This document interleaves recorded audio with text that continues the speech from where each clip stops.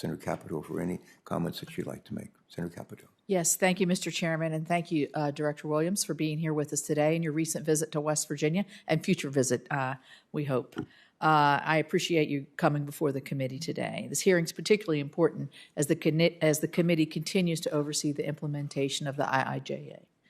Last year, I was proud to work with Chairman Carper and my colleagues on the committee in developing and reporting surface transportation and drinking and wastewater legislation unanimously, which were then included as part of the IIJA. If implemented as Congress intended, the IIJA will facilitate the construction of much-needed energy, industrial, and transportation projects across the country.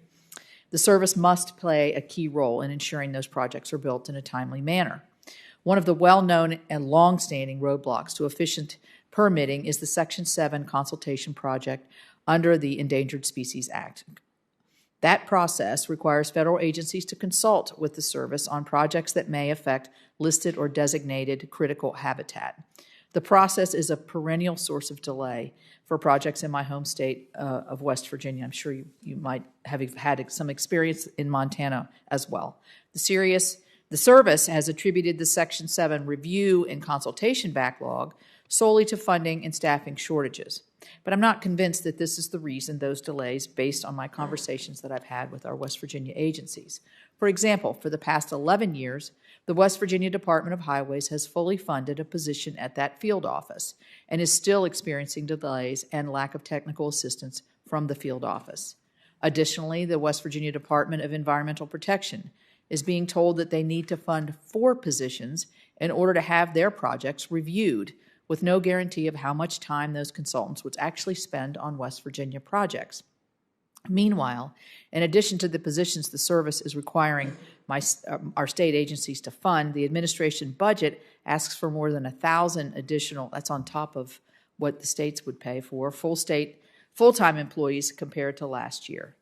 In order to evaluate that request, I think we need to review the staff the service currently has, the number of biologists on that staff that conduct consultations, and how those staff are distributed across the regional offices, and whether leaders at the service have directed them to clear the existing backlog as an administration priority. So I look forward to discussing those issues with you today. I also welcome your thoughts on another long-standing issue with the Section 7 consultation process, and that's the never-ending litigation process. For example, the Mountain Valley Pipeline now has had 2 rounds of biological opinions stayed or remanded by the Fourth Circuit. If we're going to build natural gas and hydrogen pipeline infrastructure to lower energy prices for our citizens, particularly those in the Northeast, and support our allies as they delink their fuel supplies from Russia and China, we must have a consultation process that works and biological opinions that stand up in court. Working with you, Director Williams, I hope we can identify efficiency improvements to that process and ways to make those documents stronger from attacks. As the former director of state agency yourself, you also know firsthand how much expertise state and wildlife departments have on the species within their borders. I wonder if some of the issues with the quality of biological opinions can be resolved by a more concerted partnership with our states through improved data sharing, increased cooperation, or even delegation of review and consultation authority to the state experts on the ground. Instead of focusing on improvements, so far I feel like the administration has taken actions which will introduce more delays. I raised this issue last week with CEQ Chair Brenda Mallory at last week's hearing. The Biden administration changes to the regulations of NEPA, the Migratory Bird Treaty Act, and the Endangered Species Acts will make it harder to permit and build infrastructure, including those authorized in the IIJA. An issue that particularly impacts West Virginia is the service's decision to uplist the northern long-eared bat from threatened to endangered. In the listing redesignation, the service admits that bat populations are declining due to effects separate and apart from development of infrastructure like roads and transmission, namely an invasive communicable disease known as white nose syndrome. You're obviously very familiar with this, that is spread among the bats primarily when they hibernate in caves.